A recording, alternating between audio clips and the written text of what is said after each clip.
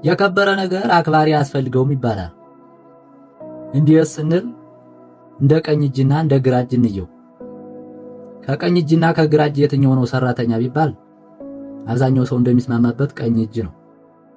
ግን ከሁለቱ ደግሞ ጌጣጌጥ ተሸካሚ የሚባለው የትኛው ነው? ግራ እጅ ነው።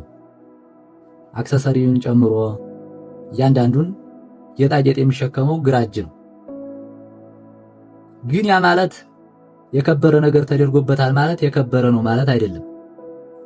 እንዲሁ ደግሞ የከበረ ነገር ያልተደረገበት የከበረ አይደለም ማለት አይደለም። በህይወት ውስጥም እንደዚሁ ነው።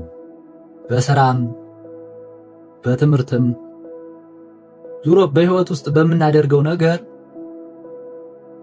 አክባሪ ስለሌለን እኛ የከበርን አይደለንም ማለት አይደለም።